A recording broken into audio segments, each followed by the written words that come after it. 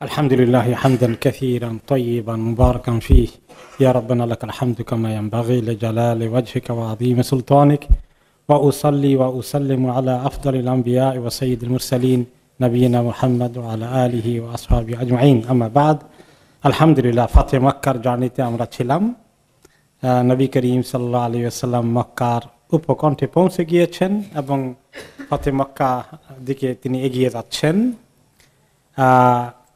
তিনি মক্কার বাইরে থেকে আস্তে আস্তে ভিতরে ঢুকছেন। যখন তিনি তুয়া এলাকায় আসলেন তখন তিনি আবার ওনার বাহিনীকে সাথে 10,000 যে বাহিনী নিয়ে এসেছেন ওনাদেরকে বিভিন্ন গ্রুপে বিভক্ত করে কোন দিক থেকে কারা কারা ঢুকবে এগুলার অর্ডার ঠিক করে দিলেন, এগুলাকে অর্গানাইজ করলেন। তারপরে সবাইকে নির্দেশ দিলেন কোন কোন গেট দিয়ে ঢুকবে।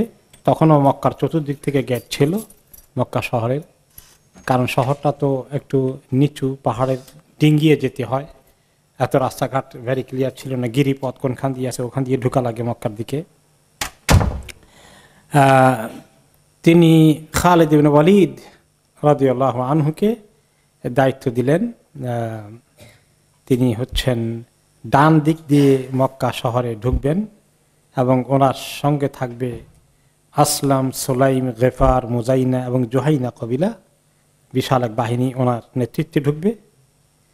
এরপরে তিনি দিলেন যে আপনারা ঢুকবেন নিচু এলাকা দিয়ে, যেটা কোদাই এলাকা, কিছুটা বর্তমানে বলতে পারেন শাহ ইব্রাহিম খলিল দিয়ে আরও সামনের দিকে চলে আসলে ওই দিকটা দিয়ে ঢোকার জন্য তিনি তাদেরকে, ওদিকে কুদাই এলাকা আছে ওদিকে দিয়ে ঢোকার জন্য বলে দিয়েছিলেন। আর জুবাইর ইবনে আওয়াম রাদিয়াল্লাহু আনহুকে দিলেন যে বাম দিক দিয়ে ঢোকার জন্যে, এবং ওনার সঙ্গে ছিলেন স্বয়ং রাসূলুল্লাহ সাল্লাল্লাহু আলাইহি ওয়াসাল্লাম এবং মুহাজিরদের বাহিনী। মক্কা থেকে তারা হিজরত করে মদিনায় গিয়েছিলেন। আবু বকর, ওমর, এই জাতীয় মুহাজিরদের ব্যাপক সংখ্যক ছিল ওনার সাথে। সেটার ফ্ল্যাগটা হাতে দিয়েছিলেন জুবাইর ইবনে আওয়াম রাদিয়াল্লাহু আনহুর কাছে এবং ওনাদেরকে বলেছিলেন ওনারা যেন উনি খালিদ ইবনে ওয়ালিদ নিচু দিক থেকে যেখান দিয়ে রাস্তাটা এই সমতল ভূমির নিচে দিয়ে গিয়েছে সেখান দিয়ে যেতে, আর এই গ্রুপকে বললেন যে উপরের দিক থেকে যেতে, যেটা পাহাড় ডিঙ্গিয়ে যেতে হয়। তারপরে তিনি বলে দিয়েছিলেন এই গ্রুপকে যে তোমরা একটু আস্তে আস্তে যাও, কাদা এলাকা থাকার পরে তোমরা ওখানে একটু অপেক্ষা করবে আমার জন্যে, আমি না আসা পর্যন্ত তোমরা ফার্দার মুভ করবে না, সামনের দিকে যাবে না। নবী করিম সাল্লাল্লাহু আলাইহি ওয়াসাল্লাম ওনার সামনে চলার জন্য দিয়েছিলেন কায়েস ইবনে সাদ ইবনে উবাদা রাদিয়াল্লাহু আনহুকে, আর ওনার সঙ্গে আবার ছিল একটা বড় গ্রুপ আনসারীদের, এবং আবু উবাইদা ইবনে জাররাহকে তিনি তাদের ওখানে দায়িত্ব দিয়েছেন এবং তিনি পদাতিক বাহিনীকে নিয়ে হেঁটে যাচ্ছিলেন। এই 3 গ্রুপে ভাগ করে দেওয়ার পরে তিনি সবাইকে লক্ষ্য করে বললেন, যারা কমান্ডাররা ছিলেন, যে লা তুকাতিলু ইল্লা মান কাতালাকুম, তোমরা কেউ যুদ্ধ শুরু করবে না, চেষ্টা করবে বিনা যুদ্ধে মক্কায় ঢুকে যেতে। তবে ইল্লা মান কাতালাকুম, কখনো যদি তোমাদের উপরে হামলা করতে আসে তাহলে তোমরা সেটাকে প্রতিহত করবে, এছাড়া তোমরা কখনোই হামলার দিকে যাবে না। এবং যদি এরকম কিছু ঘটে যায়, তোমাদেরকে অ্যাটাক করা হয়েছে, তোমাদের এখন পাল্টা আক্রমণ করতে হচ্ছে, তাহলে তো করবে, কিন্তু খেয়াল রাখবে কোনো অবস্থাতেই যেন কোনো মহিলা এবং শিশু তোমাদের দ্বারা আক্রান্ত না হয়ে পড়ে, খবরদার খেয়াল করবে। ওয়া আল্লাহ ইজহিজু আলা জারিহিন, আর কেউ যদি আহত হয়ে কাতরাচ্ছে, পড়ে আসে, খবরদার তাকে তোমরা কখনোই আর অ্যাটাক করো না ফার্দার। ওয়ালা ইয়াতবাউ মুদবিরান, আর কেউ যদি যুদ্ধক্ষেত্র থেকে পালিয়ে যায় তাহলে তাকে পিছন দিক থেকে আর ধাওয়া করার দরকার নেই। মানে যত পারেন তিনি রক্তপাত থেকে সবাইকে ঠেকানোর জন্য, থামানোর জন্য চেষ্টা করেছেন। এইভাবে তিনি নির্দেশ দিলেন। পরবর্তী পর্যায়ে নির্দেশের কার্যকরী হচ্ছে। এর আগে আমরা দেখে নেই যে 10 জনকে তিনি বলে দিলেন যে প্রায় জনা 10 কাফেরদের বড় বড় ক্রিমিনাল মস্তান ছিল, যারা বেশি দুশ্মনী করেছে, তাদের ব্যাপারে তিনি বলে দিলেন যে এদের কোনো রেহাই নেই, এরা অনেক বড় ক্রিমিনাল, এদেরকে যেখানেই পাওয়া যাবে সেখানেই হত্যা করতে হবে। তিনি বলে দিলেন এমনকি তারা যদি পালিয়ে গিয়ে কাবা শরীফের পর্দা ধরে লটকে থাকে প্রাণ ভিক্ষার জন্য, তারপরেও তাদের ছাড় নেই, মানে এটা অনেক বড় অপরাধী। তো এই বিষয়ে তিনি 10 জনের নাম উল্লেখ করলেন। কিন্তু এর পরবর্তী পর্যায়ে আপনারা দেখতে পাবেন শেষ পর্যন্ত এখান থেকেও কিছু ছাড় পেয়েছে বিভিন্ন উসিলায়। যাই হোক, এই 10 জনকে যারা যিনি তাদেরকে কোনো ক্ষমা করবেন না, তার এক নম্বর হচ্ছে ইকরামা ইবনে আবি জাহাল। সে অনেক দুশমনী করেছে, এমনকি সর্বশেষ মক্কা আসার পথে একটা ঘটনা আসবে, তার পক্ষ থেকে উস্কানি দিয়ে আবার অ্যাটাক করা হয়েছে খালিদ বিন ওয়ালিদের বাহিনীকে। এই ইকরামার কথা তিনি বললেন। 2 নম্বর হচ্ছে আব্দুল্লাহ ইবনে সাদ ইবনে আবি সারহ। এই লোকটি, আশ্চর্য কথা, সে ইসলাম কবুল করেছিল প্রথম জমানায়। অতঃপর এমনকি ইসলাম কবুল করে মদিনায় নবী করিম সাল্লাল্লাহু আলাইহি ওয়াসাল্লামের সঙ্গে সাহাবীদের মত থেকে সে ওহী লেখার কাজও করত। কিন্তু আল্লাহর কি তাকদীর দেখেন, শয়তান তাকে ধোঁকা দিয়ে মোরতাদ বানিয়ে দিল এবং সে মদিনা ছেড়ে মক্কায় এসে কাফেরদের সঙ্গে যোগ দিল বেশ কয়েক বছর আগে, এই ফতে মক্কার। তো তার ব্যাপারে তিনি বললেন যে ইসলামকে চিনে এত কাছে থেকে দেখার পরে এই যে মোরতাদ হয়ে গিয়েছে, বড় অপরাধী আল্লাহর কাছে, তারও ছাড় নেই। 3 নম্বর হচ্ছে মিকিয়াস ইবনে সুবাবা। এই লোকটা হচ্ছে, আমরা বনি মুস্তালাকের যুদ্ধে শুনেছিলাম যে সেই ব্যক্তির ভাই একজন মুসলিম ছিলেন। তো একজন আনসারি সাহাবীর সঙ্গে সে ছিল, বাই অ্যাক্সিডেন্ট আনসারি সাহাবীর বাই মিস্টেক ওনার দ্বারা এই লোকটি মারা যায় অ্যাক্সিডেন্টালি। তো এটা কোনো প্ল্যান ছিল না। তিনি মনে করছিলেন সে বোধহয় ওই কাফের দুশমন পক্ষের লোক, চিনতে পারেন নাই, ভুলে মুসলমানদের পক্ষের এই লোকটাকে তিনি মেরে ফেলেছিলেন দুশমন মনে করি, যুদ্ধের সময়, বনি মুস্তালিকের যুদ্ধের সময়। তো সেই লোকটা, ও তার ভাই হলো মিকিয়াস ইবনে সুবাবা। সেই ব্যক্তি কি করলো, একটা কাহিনী বানালো যে আমি করছি, আমি আমার ভাইয়ের মুক্তিপণ চাই, কারণ কেউ যদি বাই মিস্টেক কাউকে কতল করে ফেলে তাহলে শরীয়তের ফয়সালা হলো তার রক্তমূল্য দিতে হবে, মুক্তিপণ নয়, রক্তমূল্য। অত 100 উটের দিয়াত, রক্তমূল্য পে করতে হয়। সে এগুলো নিল, নিয়ে টিয়ে সে নিজের দখলে নেওয়ার পরে সে হঠাৎ করে আবার ওই যে লোকটা বাই মিস্টেক হত্যা করেছিল, অন্ধকারে আকস্মিকভাবে অতর্কিতভাবে আক্রমণ করে সে তাকে হত্যা করে ফেলল।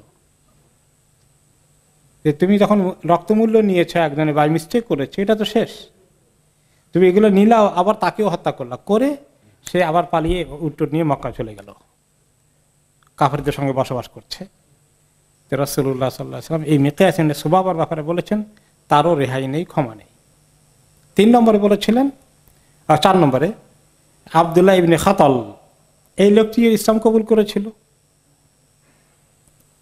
তাকে রাসূলুল্লাহ সাল্লাল্লাহু আলাইহি ওয়াসাল্লাম মদিনা থেকে পাঠিয়েছিলেন কোন এক কবিলার কাছে, যারা ইসলাম কবুল করেছিল তাদের থেকে যাকাত আদায় করার জন্য, যাকাত কালেক্টর হিসাবে মদিনা থেকে গিয়েছিলেন।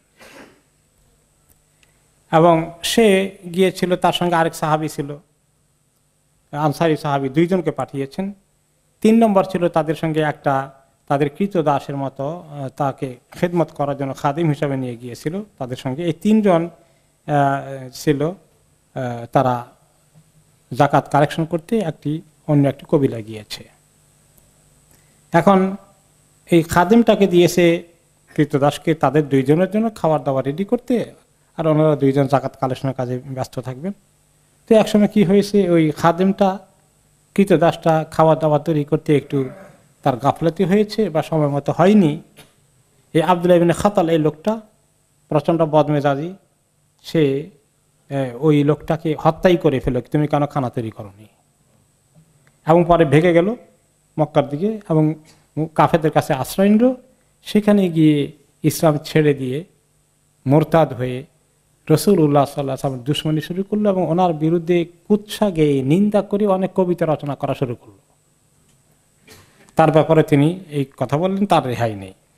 5 নম্বরে আল হুয়াইরিস ইবনে নুকাইদ নামে আরেক লোক,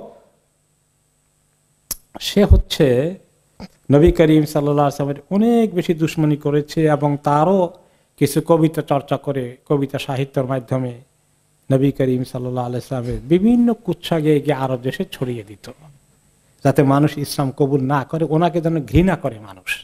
মিডিয়া প্রপাগান্ডা ওনার বিরুদ্ধে করা, খুব অন্যায়ভাবে আজে বাজে কথা বলে, তার ব্যাপারে তিনি সেটা ডিক্লেয়ার করলেন। 6 নম্বর ছিল হাব্বার ইবনুল আসওয়াদ। এই ব্যক্তি আরেক দুষ্কৃতিকারী। নবী করিম সাল্লাল্লাহু আলাইহি ওয়াসাল্লাম তো আগে চলে গিয়েছিলেন হিজরত করে মদিনায়, ওনার সঙ্গে ওনার মেয়ে ফাতেমা গিয়েছে, কিন্তু ওনার এক মেয়ে জাইনাব থেকে গিয়েছিল পেছনে, আপনারা জানেন। এবং জয়নবের স্বামী যখন তাকে অ্যালাউ করেছে মদিনায় যাওয়ার জন্যে, তখন মদিনায় আসার পথে উটে করে যখন আসছেন, তখন এই লোকটা জয়নবের উটকে অ্যাটাক করে আঘাত করে উটকে ফেলে দেয়। উট যখন পড়ে যায় আহত হয়ে, তখন জয়নব রাদিয়াল্লাহু আনহা তিনি উটের পিঠ থেকে পড়ে যান এবং ওই সময় তিনি সন্তান সম্ভবা ছিলেন, গর্ভবতী ছিলেন, এবং ওনার মিসক্যারেজ হয়ে যায়, গর্ভপাত ঘটে যায় এবং জয়নব রাদিয়াল্লাহু আনহা খুব আহত হয়ে পড়েন, অসুস্থ অবস্থায়, রক্তপাত গর্ভপাত অবস্থায়, রক্তাক্ত অবস্থায় তিনি মদিনায় পৌঁছেন এবং একটা পাথরের মধ্যে পড়ে গিয়ে তিনি যথেষ্ট আঘাত পেয়েছিলেন। এই জিনিসটা রাসূলুল্লাহ সাল্লাল্লাহু আলাইহি ওয়াসাল্লাম অনেক কষ্ট দিয়েছে, অমানবিক একজন মহিলাকে সেইভাবে কষ্ট দিল, তার ব্যাপারে তিনি এই কথা বললেন, তার রেহাই নেই। 7 নম্বরে হলেন হিন্দ বিনতে ওতবা, যে ওতবার মেয়ে হিন্দ, আবু সুফিয়ানের স্ত্রী, যে ইয়ে করেছিল হামজা রাদিয়াল্লাহু আনহুর বক্ষ ছিদ্র করে কলিজা বের করে ফেলেছিল, এত দুশমনি করেছিল উহুদের যুদ্ধের সময়। এবং ওয়াহশিকে সে হায়ার করেছিল, কিভাবে তার মেইন কাজ হলো সে যদি হামজাকে হত্যা করতে পারে তাহলে তার মুক্তি হয়ে যাবে। আর হামজা রাদিয়াল্লাহু আনহু ছিলেন রাসূলুল্লাহ সাল্লাল্লাহু আলাইহি ওয়াসাল্লাম অনেক প্রিয়তম চাচা, যার কষ্ট সহ্য করতে ওনার অনেক কষ্ট হয়েছে, তো তার ব্যাপারে তিনি একই হুকুম দিয়েছেন। এরপর ছিল সারা নামে এক মহিলা কৃতদাসী, বনি আব্দুল মুত্তালিবের কারো একজনের কৃতদাসী সে। সেই ব্যক্তি, সেই মহিলাটি ওই নবী করিম সাল্লাল্লাহু আলাইহি সাল্লামের চিঠি পৌঁছানোর জন্য বন্দোবস্ত করেছিল। হাতেম ইবনে আবি বালতার চিঠি মক্কা বিজয়ের খবর ফাঁস করে দেওয়ার জন্য সেই মহিলা পরিকল্পনা করেছিল বা এই ষড়যন্ত্রের সঙ্গে যুক্ত ছিল। ওকে, সেই মহিলা এই সিদ্ধান্ত বা এই জিনিস পৌঁছে দেওয়ার জন্য দায়িত্ব নিয়েছিল, তার ব্যাপারে তিনি একই সিদ্ধান্ত দিয়েছেন। আর 2টা গায়িকা কাইনাতান ইবনে খাতল, ইবনে খাতল যে ব্যক্তি, যে আব্দুল্লাহ ইবনে খাতল, যার কথা একটু আগে আমরা পড়লাম, যে ব্যক্তি ওই সদকা জাকাত কালেক্টর ছিলেন এবং সেখানে একটা কৃতদাসকে হত্যা করে চলে আসলেন, সেও মক্কা এসে নবী করিম সাল্লাল্লাহু আলাইহি ওয়াসাল্লাম দুশমনি করলেন। তার 2টো গায়িকা ছিল, গান গেত। এই গান গেয়ে তাদের গানের সাবজেক্ট কি ছিল?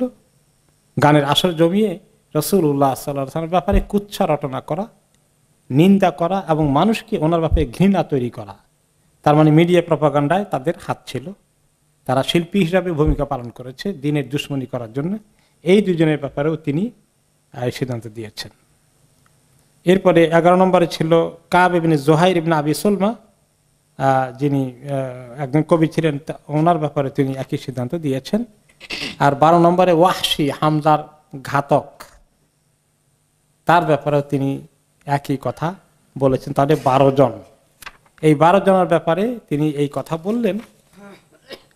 আর কি হাদিসে এসেছে চারজনের কথা আসছিল এক হাদিসে, সেটা হলো যে নবী করিম সাল্লাল্লাহু আলাইহি ওয়াসাল্লাম যখন মক্কা বিজয় হয়ে গেল তখন তিনি বললেন সবাই সাধারণ ক্ষমা ঘোষণা করা হচ্ছে, জেনারেল অ্যামনেস্টি, তবে চারজনকে রেহাই নেই মক্কা বিজয়ের পরে, এদেরকে যেখানে পাবে তোমরা হত্যা করবে, এমনকি তোমরা যদি পাও তারা কাবা ঘরের গেলাপ ধরে লটকে আছে তারপরে তাদেরকে ছাড়বে না। তার মধ্যে আমরা একটু আগে যেটা বললাম, ইকরামা ইবিন আবি জাহাল, আবদুল্লাহ ইবিন খাতাল, মিকয়াস ইবিন সুবাবা, আবদুল্লাহ ইবিন সাদ ইবিন আবি সারাহ। আরেকটি হাদিসে এসেছে যখন নবী করিম সাল্লাল্লাহু আলাইহি সাল্লাম উহুদ যুদ্ধের সময় সাহাবীদের তিনি হারালেন প্রায় 70 জনের কাছাকাছি, কোন কোন রিওয়ায়েতে 64 জন সাহাবী শহীদ হয়েছিলেন উহুদের যুদ্ধে। তখন না 70 জন মোট, 64 জন হচ্ছে আনসারি আর 6 জন ছিলেন মুহাজির। এই 70 জন উহুদের শহীদ হয়েছিলেন। তখন নবী করিম সাল্লাল্লাহু আলাইহি ওয়াসাল্লাম সাহাবীগণ বলেছিলেন, লা ইন কানা লানা ইয়াউমুন মিসলু হাযা মিনাল মুশরিকিন লানুরবিয়ান্না আলাইহিম, যদি আল্লাহ তাআলা আমাদের কোনোদিন মুশরিকদের উপরে বিজয় দান করেন তাহলে এই 70 জনের রক্তের বদলা আমরা আদায় করব। শুধু 70 জন নয়, তার মোকাবেলায় কয়েক গুণকে হত্যা করে আমরা তাদের প্রতিশোধ নেব, রক্তের বদলা নেব। ওনারা বলা বলি করেছিলেন উহুদ যুদ্ধের সময়। যখন মক্কা বিজয় হয়ে গেল, এই জন্য নবী করিম সাল্লাল্লাহু আলাইহি ওয়াসাল্লাম তো বলে দিয়েছিলেন যে সবাইকে সাধারণ ক্ষমা ঘোষণা করা হবে, যারা নিজের ঘরে থাকবে, যারা আবু সুফিয়ানের ঘরে যাবে, যারা কাবা শরীফে বা মক্কা শরীফে মসজিদে হারামে ঢুকবে, ক্ষমা, কাউকে তোমরা হত্যা করো না, একান্ত এই কয়েকজন ছাড়া। তো একজন লোক সাহাবীদের মধ্যে উনি বোধহয় ওনার এই সাধারণ ক্ষমার ঘোষণা শুনেননি, তিনি মিস করেছেন ঘোষণাটা। তিনি বললেন, লা কোরাইশা বাদাল ইয়াউম, আজকে থেকে আর কোরাইশের কোনো অস্তিত্ব থাকবে না, সবগুলারে শেষ করা হবে। সে ডিক্লেয়ার করতেছে। ওনার খবর পেলেন রাসূলুল্লাহ সাল্লাল্লাহু আলাইহি ওয়াসাল্লাম, তখন তাকে মেসেজ পৌঁছানো হলো যে সবাইকে ফানাদা মুনাদি রাসূলুল্লাহ সাল্লাল্লাহু আলাইহি ওয়াসাল্লাম আমিনাল আসওয়াদিল আবিয়াদ ইল্লা ফুলানান আও ফুলানান নাসান সামাহুম, যে না এরকম কিছু না, তুমি ভুল বলছো। নবী করিম সাল্লাল্লাহু আলাইহি ওয়াসাল্লাম সাদা কালো সবাইকেই তিনি মাফ করে দিয়েছেন, শুধুমাত্র এই কয়েকজন তাদের নাম মেনশন করা হয়েছে এরা ছাড়া আর বাকিদেরকে তিনি ক্ষমা করে দিয়েছেন। খবরদার এই জাতীয় প্রচারণা আর করো না, এরকম করা যাবে না। এখন এই যে 10-12 জনের কথা আসলো, যাদের ব্যাপারে তিনি কাবার ঘরে গেলাপ ধরে লটকে থাকলেও রেহাই নেই, তাদের পরিণতি কি হয়েছে একজন একজন করে সবার খবর পরে আসবে ইনশাআল্লাহ। এখন এই মুহূর্তে এখনো মক্কায় ঢুকেন নাই সাহাবীরা, ঢুকার প্রক্রিয়া চলছে। যখন ঢুকার প্রক্রিয়া চলছে, ওই দিনই রাতের অন্ধকারে কিছু লিডার মক্কার তারা পরামর্শ করলো আবু সুফিয়ানের সঙ্গে। যখন আবু সুফিয়ানের ঘোষণা ছিল যুদ্ধ হবে না, সন্ধি হবে, বা আমরা আর যুদ্ধের দিকে যাব না, তিনি ইসলাম কবুল করে ফেলেছেন, এইটা কোনো কোনো কোরাইশ লিডার মানতে পারেনি।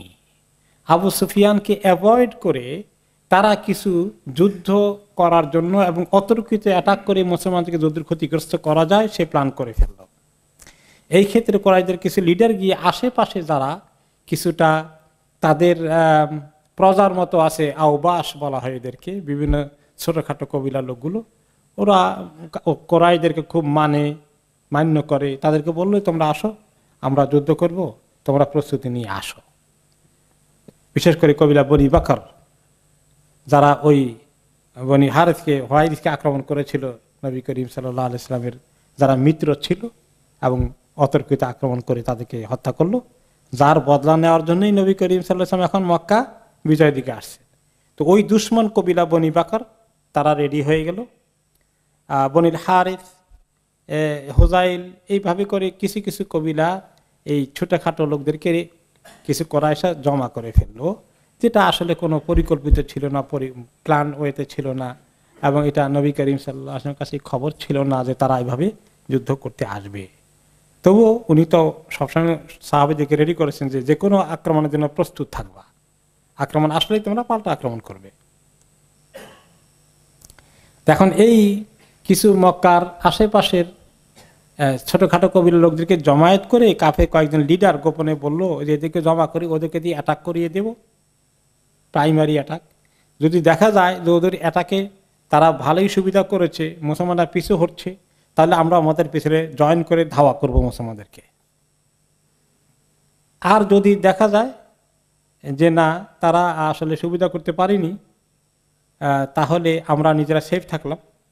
আর যদি তারা মুসলমানদের কাউকে হত্যা করে ফেলে, 2-4 জনকে আক্রমণ করে, সেগুলোর জন্য আমরা দরকার হলে রক্তমূল্য দিয়ে দেব, এরকম প্ল্যান তারা করলো। এখন নবী করিম সাল্লাল্লাহু আলাইহি সাল্লাম যখন টের পেলেন যে আসলে তিনি একটু টের পেয়ে গেছেন যে প্রস্তুতি হয়ে গেছে, তখন তিনি আবু হুরায়রা রাদিয়াল্লাহু আনহুকে বললেন, আবু হুরায়রাকে খবর দাও আমার কাছে আসতে। তিনি আসলেন, এসে বললেন লাব্বাইকা ইয়া রাসূলুল্লাহ, ইয়া রাসূলুল্লাহ কি খবর আমাকে বলেন। তিনি বললেন ইহতাফলি বিল আনসার ওয়ালা ইয়াতিনি ইল্লা আনসারি, তুমি এখন অ্যানাউন্স করে দাও আমার সঙ্গে শুধু আনসারিগণ এসে এখন দেখা করবেন, কোনো মুহাজির দরকার নেই, শুধু মদিনার বাসিন্দা আনসারি সাহাবীগণকে আসতে বলো, সবাইকে গ্যাদার করো, আমার কাছে জমায়েত হইতে বলো। সবাই আনসারিরা সবাই চলে আসলেন, রাসূলুল্লাহ সাল্লাল্লাহু আলাইহি ওয়াসাল্লাম চতুর্পাশে জমায়েত হলেন। তিনি বললেন তারাও না ইলা আওবাশে কুরাইশিন ওয়া আতবাইহিম উহসুদুহুম হাসদা হাত্তা তুয়াফুনি বিসসাফা, তোমাদেরকে দায়িত্ব দিয়ে দিলাম এই মক্কার আশেপাশের কবিলাগুলো থেকে খুচরা খাচরা যে লোকগুলো এসে জমায়েত হয়েছে, এদেরকে তোমরা শক্তভাবে প্রতিহত করে যা করার আগে করে তারপরে তাদেরকে একদম সমুচিত শিক্ষা দিয়ে আমার সঙ্গে তোমরা দেখা করবা সাফা পাহাড়ের প্রান্তে গিয়ে। আমরা তো কালকে ঢুকতেছি, ওদের সঙ্গে তোমরা মোকাবিলা করে যা করার তাই করে তোমরা সাফা পাহাড়ের এখানে আমার সঙ্গে দেখা হবে, যাও, তোমাদের এই টাস্ক দিয়ে দিলাম। অতঃপর এখন প্রত্যেকটি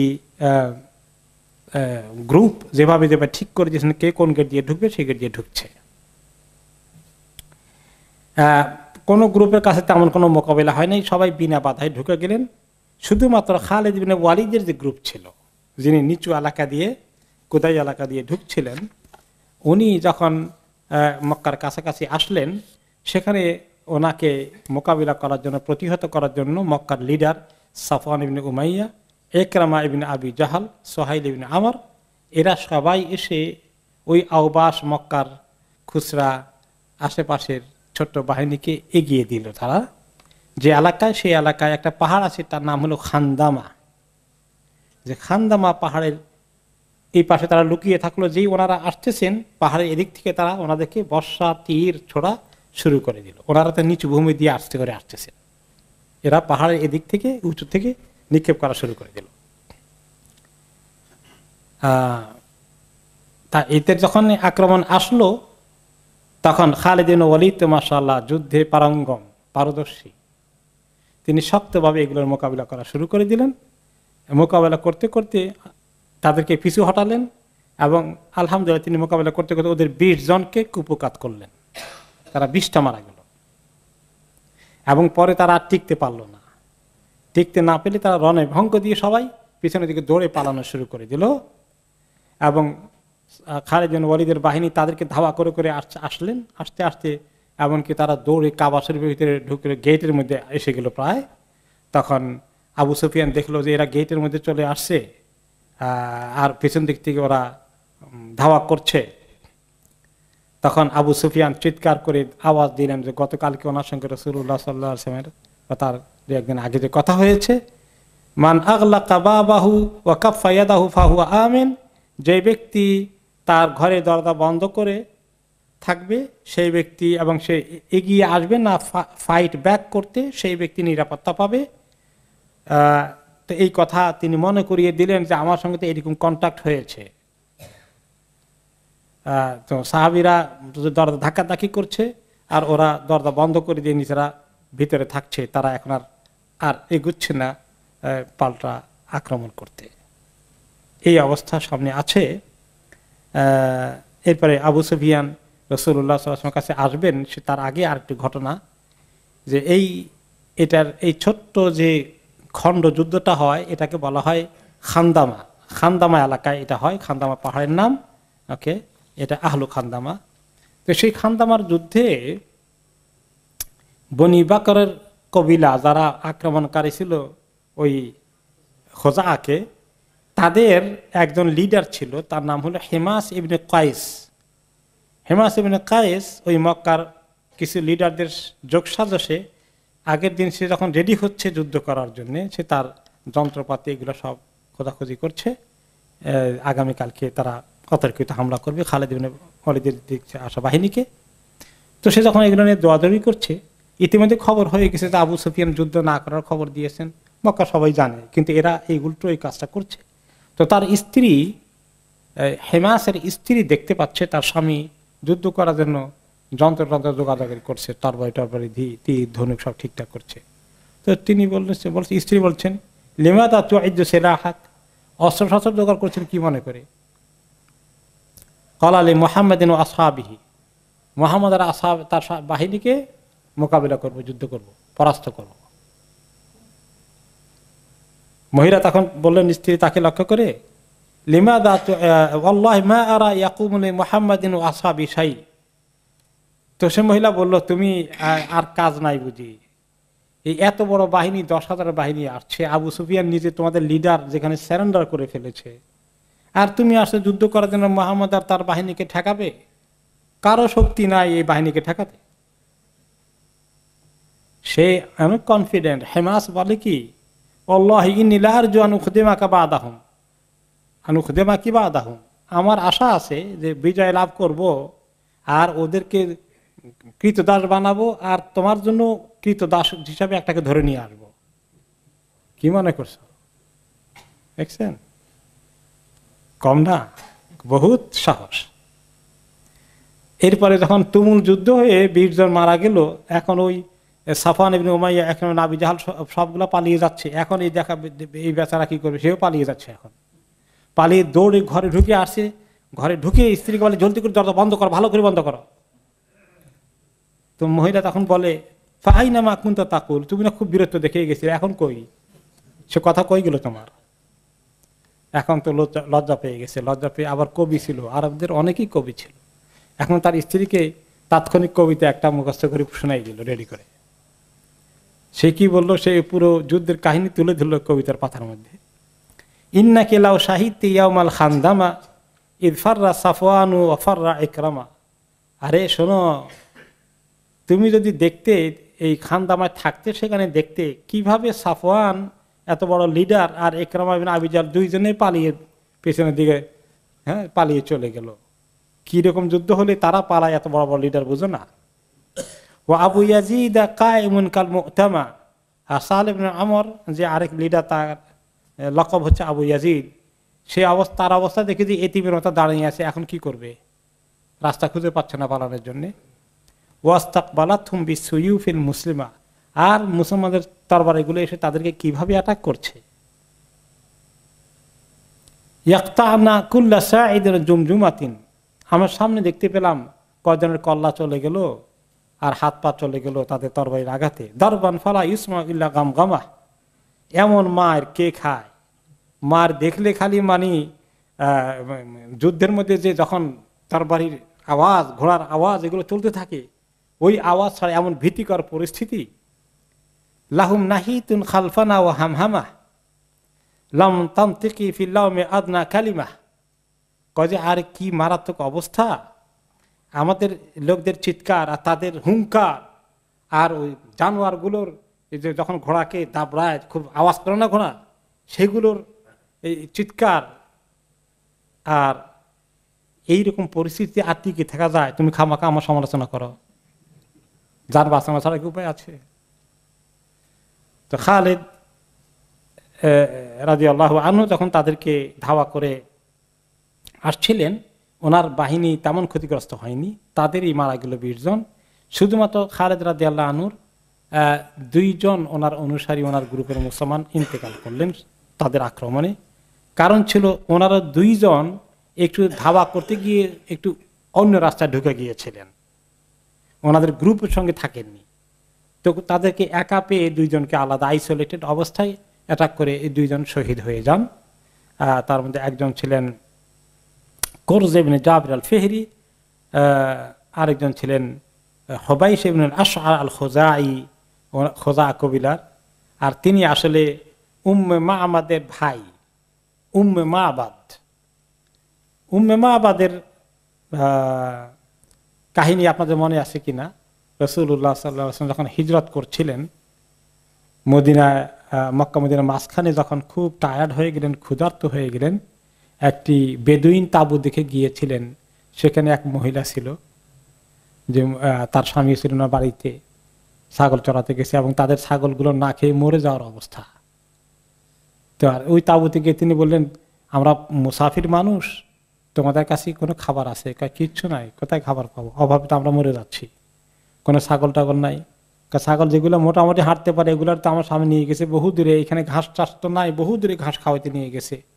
আর কোনো একটা তো আছে, এটা নিজেই মরে যায়, ওই দিকে যাওয়ার মতো সামর্থ্য নাই, ওইটারে নিয়ে আসো। মনে আছে কিনা? ওই ছাগলটা নিয়ে আসছে, তিনি হাত দিয়ে মুছে দিয়ে আল্লাহর নাম পড়ে দোয়া করে দুধ দোহালেন, অনেক দুধ, তাই না? তিনি পান করলেন, ওনার সঙ্গে আবু বকর রাদিয়াল্লাহু আনহু আর সঙ্গে যারা ছিলেন পান করলেন, মহিলাকে দিলেন, তার স্বামীর জন্য রেখে দিল। পরে যখন মহিলার স্বামী আসছিল বলছিল, কি ব্যাপার, এত দুধ কোথায় পেলা, কি ঘটনা? সব বললো, কারা আসছে, কে আসছিল, লোকটা কেমন বলো তো, লোকটা কেমন? তখন তিনি যে বর্ণনা দিয়েছিলেন রাসূলুল্লাহ সাল্লাল্লাহু আলাইহি ওয়াসাল্লামের, যে উনি দেখতে এরকম, চেহারাটা এরকম, কথা এইভাবে বলেন, বেদুইন মানুষ, কিন্তু সব নোট করেছে মহিলা মাইন্ডের মধ্যে। এবং সেই কাহিনীটি পরে সিরাতে পাকের মধ্যে নবী করিম সাল্লাল্লাহু আলাইহি ওয়াসাল্লামের এই ওনার শরীরের গঠন প্রকৃতির বর্ণনায় উম্মে মা'বাদের কাহিনীটা ছিল অন্যতম রেফারেন্স পরবর্তী পর্যায়ে। এই উম্মে মা'বাদের ভাই এই একজন খালিদ ইবনে ওয়ালিদের বাহিনীর ভিতরে ছিলেন, এই বেচারাও শহীদ হয়ে গেলেন। এখন খালেদের বাহিনী ধাওয়া করে তাদেরকে হারামের গেট পর্যন্ত নিয়ে গেছে। তো এই অবস্থায় দেখে আবু সুফিয়ান যখন থামাতে পারলো না, তখন আবু সুফিয়ান দৌড় দিয়েছে রাসূলুল্লাহ সাল্লাল্লাহু আলাইহি ওয়াসাল্লামের কাছে তার লোকদেরকে বাঁচানোর জন্য। কারণ সে তো লিডার, মক্কা লোকেরা বলবে আমাদের লোকদের মেরে ফেললো, তুমি কি চুক্তি করে আসলা, কি করলা না করলা। তখন সে দৌড়ে গেল রাসূলুল্লাহ সাল্লাল্লাহু আলাইহি ওয়াসাল্লামের কাছে, ইয়া রাসূলুল্লাহ উবিহাত খাদরা কুরাইশ, কুরাইশদের তো একেবারে রক্তকে হালাল করে দেওয়া হচ্ছে, অনেকেই এই 20 জন অলরেডি মারা গেল, লা কুরাইশ বাদ আলিয়া, আপনি যদি এখন না থামান মনে হয় আর কুরাইশের কেউ থাকবে না বাকি। নবী করিম সাল্লাল্লাহু আলাইহি ওয়াসাল্লাম আবার অ্যানাউন্স করে দিলেন, খালেদের কাছে মেসেজ পৌঁছে দিলেন রাদিয়াল্লাহু আনহু, মান দাখালা দারা আবি সুফিয়ান ফাহুয়া আমিন, বলে দাও আবার আবু সুফিয়ানের ঘরে প্রবেশ করলে সে নিরাপত্তা পাবে। ওমান আলকা সিলাহা ফাহুয়া আমিন, যে ব্যক্তি হাতে অস্ত্র ছিল কিন্তু তোমাদেরকে দেখে অস্ত্র ছেড়ে দিয়েছে, হ্যাঁ, আত্মসমর্পণ করেছে, হ্যান্ডস আপ, সেও নিরাপত্তা পাবে, তাকে তোমরা অ্যাটাক করো না। ওমান আগলাকা বাবাহু ফাহুয়া আমিন, যে ব্যক্তি তার ঘরে ঢুকে দরজা বন্ধ করে দিয়েছে সেও নিরাপত্তা পাবে। শুধু কেউ যদি তোমাদেরকে অ্যাটাক করতে অস্ত্র নিয়ে আসে তাহলে স্বাভাবিকভাবেই তার প্রাপ্য হচ্ছে তাকে ডিল করা, এছাড়া বাকি সবাইকে তোমরা নিরাপত্তা দাও। নবী করিম সাল্লাল্লাহু আলাইহি ওয়াসাল্লামকে খালিদ রাদিয়াল্লাহু আনহুর কাছে মেসেজ পাঠিয়ে দিলেন, জলদি করে তাকে বলো সে যেন কাউকে এভাবে যারা ভেগে যাচ্ছে, পালিয়ে যাচ্ছে, কাউকে যেন ধাওয়া না করে, কারো গায়ে যেন সে হাত না তুলে, তাদেরকে অ্যাটাক না করবে।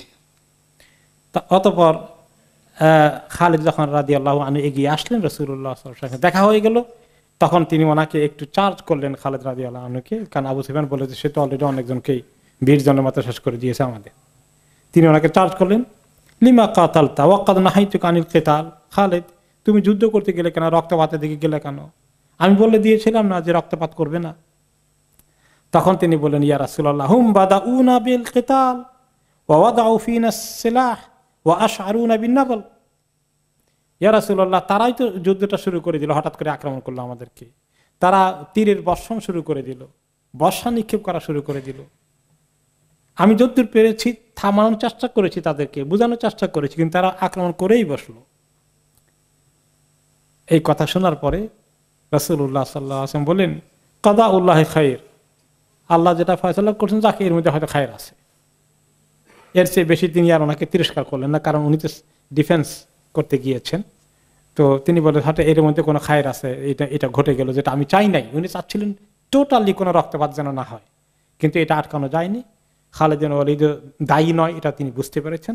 ঠিক আছে, আল্লাহর যেটা হুকুম সেটা হয়ে গেছে, এর মধ্যে নিশ্চয়ই কোনো খায়র আছে।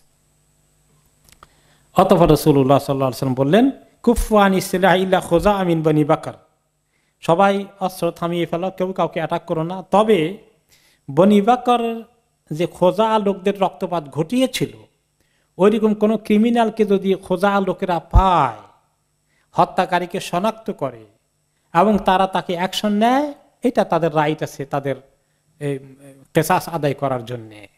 ওরা ছাড়া, ওদের চিহ্নিত দুশ্মনগুলো ছাড়া, যাদের ব্যাপারে তারা কনফার্ম যে এরাই ওই যুদ্ধে তাদেরকে অ্যাটাক করেছিল, ওদেরকে শুধুমাত্র হয়তো অ্যালাউ করা যেতে পারে। এছাড়া কেউ খবরদার কারো গায়ে হাত দিবে না, কোনো অস্ত্র উঠাবে না। তখনও তিনি রাসূলুল্লাহ সাল্লাল্লাহু আলাইহি ওয়াসাল্লাম মক্কায় প্রবেশ করেননি, এখনো শহরের বাইরে আছেন। আগে এগিয়েছেন, কাছাকাছি এসেছেন। তখন আসরের ওয়াক্ত হয়ে গেল, তিনি আজান দিলেন, সবাই জামাত ওখানে নামাজ পড়লেন, বললেন কুফফুস সিলাহ। আবু সুফিয়ানও আসছিল, কথাবার্তা হয়ে গেল যে আশা করা যায় তারা এখন আর কোনো পাল্টা আক্রমণ করবে না, তোমরা সবাই অস্ত্র হাত থেকে সরাও, এখন ইনশাআল্লাহ আশা করছি কোনো আর টেনশন থাকবে না। তারপরে নবী করিম সাল্লাল্লাহু আলাইহি ওয়াসাল্লাম রাত্র, পরের দিন সকালে তিনি হারাম শরীফে ঢুকবেন। এখন তিনি চিন্তা করলেন যে যতটুকুন হয়েছে, মক্কার লোকেরা সবাই এখন অস্ত্র গুটিয়ে ফেলেছে, কেউ আর ইসলামের দুশমনি করবে না। তো সাহাবীদের 10,000কে তিনি এখন কোথায় রাখবেন, রাখার জন্য, থাকার জন্য রাত্র যাপন কোথায় করবেন? তখন ওনারা চিন্তা করলেন যে খাইফ এলাকা, যেটা এখন মসজিদে খাইফ আছে মিনার মধ্যে, সেখানে সবাইকে জমায়েত হতে বললেন যে তোমরা যে যেখানে আসো সবাইকে মেসেজ দিয়ে দাও, ওইখানে সবাই আমরা রাত্রি যাপন করবো। মানজিলুনা ইনশাআল্লাহ ইযা ফাতাহাল্লাহ আল খাইফ হাইথু তাকাসামু আলাল কুফর, আল্লাহ তাআলা আমাদেরকে বিজয় দেবেন আশা করছি। তো এই দিনের যুদ্ধের শেষে বিজয় আমাদের হয়ে যাচ্ছে, তোমরা সবাই চলে আসবে, বিজয় হয়ে যাচ্ছে ইনশাআল্লাহ, তারা হ্যান্ড ওভার করে দিবে আমাদেরকে মক্কা, তোমরা সবাই খাইফে আমার কাছে চলে আসবে, সেখানে আমরা রাত্রি যাপন করব, এইখানেই তোমরা থাকবে। হাইসু তাকাসামু আলাল কুফর, যেখানে তারা চুক্তি করেছিল জমায়েত হয়ে নবী করিম সাল্লাল্লাহু আলাইহি ওয়াসাল্লাম হিজরতের আগে শাবে আবি তালেবের ব্যাপারে, যে এদেরকে বয়কট করা হবে, তাদের সঙ্গে বনি হাশেম যারা ওনার মুহাম্মদের পক্ষে থাকবে তাদেরকে ওই জায়গায় 3 বৎসর তারা আটক করে রেখেছিল একরকমের, তাদের সঙ্গে বয়কট, বেচা কিনা, খাবার দাবারের লেনদেন, বিয়ে শাদী কিচ্ছু হবে না। ওনারা না খেতে কত কষ্ট পেয়েছেন মনে আছে না? শাবে আবি তালেব, ওইটা ওই মসজিদ খাইফের ওখানে, এবং সেখানে বসেই তারা ওই চুক্তি করেছিল সব আরবের কবিলারা। তো তিনি সেখানেই থাকলেন ওই রাতটা।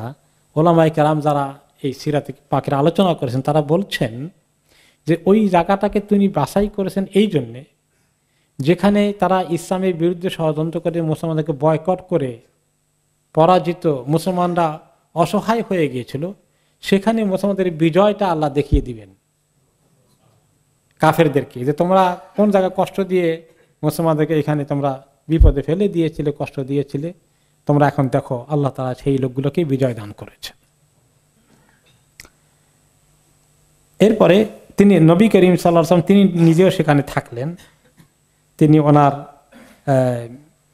মক্কা যে বাড়ি আছে, ওনার আগের যে বাড়ি ছিল যেখান থেকে তিনি হিজরত করেছেন, সেখানেও তিনি উঠলেন না, তিনিও সাহাবীদের সঙ্গে ওখানে থাকলেন। পরে তো থাকবেন মক্কায়, কয়েকদিন থাকা হবে, তাই এক সাহাবীরা জিজ্ঞেস করলেন যে কোথায় তিনি উঠবেন। অনেকে বললেন, উসামা ইবনে যায়েদ রাদিয়াল্লাহু তাআলা আনহু বর্ণনা করেন, তিনি বলেছিলেন ইয়া রাসূলুল্লাহ আইনা তানজিলু ফি দারিকা বিমাক্কা, আপনি মক্কায় কি আপনার রেখে যাওয়া বাড়িতে উঠবেন না অন্য কোনো জায়গায় আপনার থাকার প্ল্যান কি? তো তিনি বললেন ওহাল তারাকা আকিলুন মিন মানজিল, যে আমি তো ওটা রেখে চলে গেলাম, আকিল কি আমার বাড়িটা আর রাখছে? আকিল হলো তিনি হচ্ছেন আবু তালেবের ছেলে। আবু তালেবের ছেলে যদি তিনি হন, তাহলে রাসূলুল্লাহ সাল্লাল্লাহু আলাইহি ওয়াসাল্লাম কি হবেন? চাচাতো ভাই। তো উনি যখন চলে গেলেন, পরিত্যক্ত বাড়িটাকে দখল করলো কে? আকিল। আকিল তখন ইসলাম কবুল করেন নাই, অনেক পরে কবুল করেছেন মক্কা বিজয়ের পরে। তো আকিল ওই বাড়িটা দখল করে ওটাকে আবার বিক্রি করে দিয়েছেন, দখলি সম্পত্তি পেয়ে বিক্রি করে দিয়েছেন। তো সেটা তিনি বললেন নাকি যে আমি যে উঠবো, আকিল কি আর সেটা রাখছে, সে তো এই কাণ্ড ঘটিয়েছে।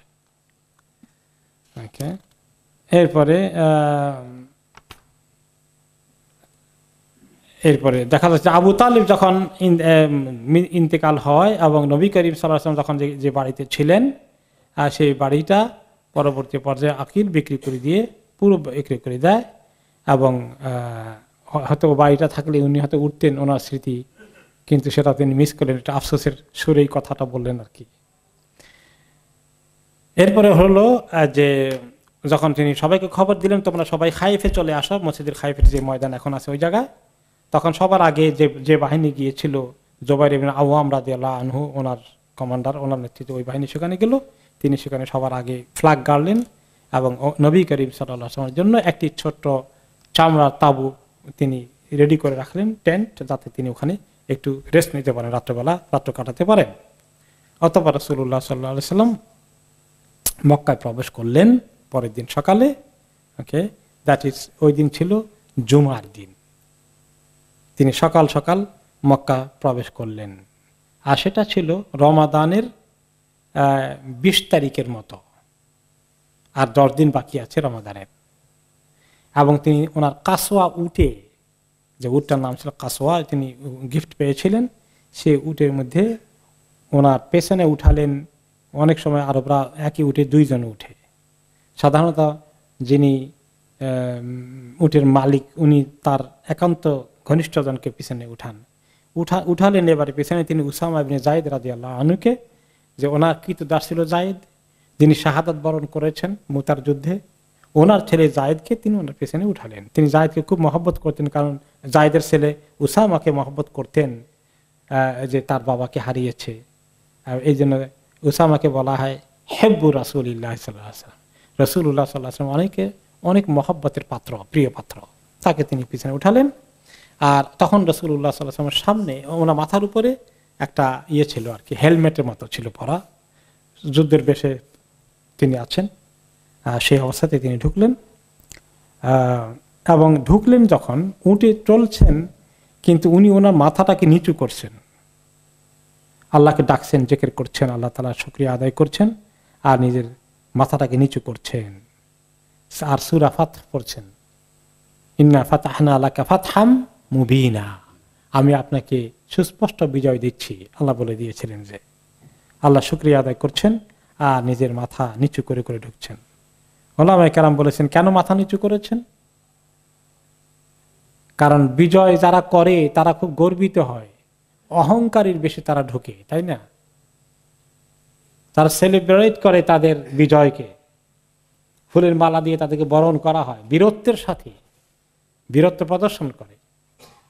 এখানে আমরা শিক্ষা পেলাম যে মুসলমানরা যদি কখনো বিজয় লাভ করে, তারা আনন্দ উচ্ছ্বাস করে না, বরঞ্চ তাদের বিজয় আসছে কার কাছ থেকে? আল্লাহর কাছ থেকে। আল্লাহ তাআলার প্রতি কৃতজ্ঞতা প্রকাশ করে, নিজেকে আরো বিনয়ী করে, যাতে গর্ব অহংকার বাড়ির কাছেও না আসে। এমনকি সাহাবা কেরাম যে মাথায় এত নিচু করেছেন, ওনার দাড়ি মোবারক মনে হয় যেন উটের পিঠকে ধরে ফেলবে, যে তিনি এত নিচু করে ফেলেছেন নিজেকে মাঝে মধ্যে আল্লাহ তার কাছে বিনয়ী হতে গিয়ে। এরপরে নবী করিম সাল্লাল্লাহু আলাইহি ওয়াসাল্লাম আল্লাহ তাআলার কাছে এত শুকরিয়া জানালেন যে ওনার চোখ দিয়ে পানি পড়ছে, আর তিনি মাথা নিচু করছেন, আল্লাহ তাআলা যে ওনাকে বিজয় দিলেন। এই মক্কা থেকে তিনি বিতাড়িত হয়েছেন, সে মক্কাকে আল্লাহ তাআলা তার হাতে তুলে দিচ্ছেন। উনি আবেগপ্রবণ হয়ে গেলেন, আল্লাহর তাআলার প্রতি কৃতজ্ঞতা প্রকাশ করা শুরু করে দিলেন। এরপরে নবী করিম সাল্লাল্লাহু আলাইহি ওয়াসাল্লাম মক্কা শহরে ঢুকে প্রথমে তিনি চলে গেলেন উম্মে হানি, ওনার ফুফুর ঘরে, যিনি আবু তালেবের মেয়ে। উম্মে হানির ঘরে গেলেন, সেখানে গিয়ে তিনি আগে গোসল করে ফেললেন, কারণ সফরের ক্লান্তিতে ছিল, দুপুর বেলা গরম লেগেছে, তিনি কাবা ঘরে ঢুকবেন, নিজেকে তিনি গোসল করে নিলেন ওখানে ওনার ঘরে। এবং ঘরে গোসল করে তিনি 8 রাকাত সলাতুদ দুহা, চাশতের নামাজ আদায় করলেন। এগেইন আল্লাহ তাআলাকে একটু বেশি করে শুকর আদায় করার জন্য। যুদ্ধের ময়দানে ছিলেন, এই সময় তো অভিযানের সময় তার এত নফল পড়া যায় না, তারপরে তিনি ছাড়েননি, আল্লাহ তাআলার প্রতি শুকরিয়া আদায় করতে 8 রাকাত নামাজ পড়লেন ওনার ঘরে। এবং উম্মে হানি বলে যে রাকাতগুলো খুব লম্বা করেননি, একটু ছোটখাটো সূরা দিয়ে পড়েছেন, তবে রুকু সুজুদকে সুন্দর মতো আদায় করেছেন, খুব তাড়াহুড়ো করেন। ইবনে কাইয়িম রাহমাতুল্লাহ আলাইহি এই ঘটনা সিরাতে পাকের আলোচনা করতে গিয়ে তিনি বলেন যে কানাত হাদিহি সালাত আল ফাতহ, এই যে 8 রাকাত নামাজ পড়লেন সালাতুল দুহা, চাষতের নামাজটা, এটাকে পরবর্তী পর্যায়ে অনেক ওলামা কেরাম নাম দিয়েছেন বিজয়ের নামাজ। মুসলমানদেরকে আল্লাহ তাআলা বিজয় দিলে এরকম নফল নামাজ পড়া উচিত। এবং এভাবেই পরবর্তী পর্যায়ে মুসলিম বাহিনীরা ওনার পরে 1700 বছর পরেও যখন তারা বিভিন্ন ময়দানে, জিহাদের ময়দানে তারা বিজয় লাভ করেছেন, বিভিন্ন দেশকে তারা দখল করেছেন অথবা কোনো দুর্গকে তারা দখল করেছেন, তখন তারা সবাই এই আমলটা করতেন। বিজয়ের পরে তারা কিছু নামাজ পড়তেন, 8 রাকাত নামাজ পড়তেন আল্লাহ তাআলা শুকর আদায় করার জন্য।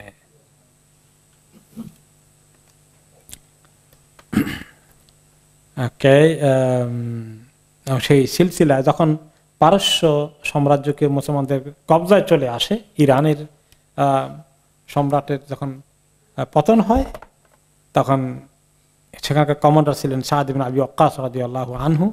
তিনি তখন এই সুন্নতকে ফলো করেছিলেন, তিনি 8 রাকাত নামাজ পড়েছিলেন ইরানকে বিজয় করার পরে।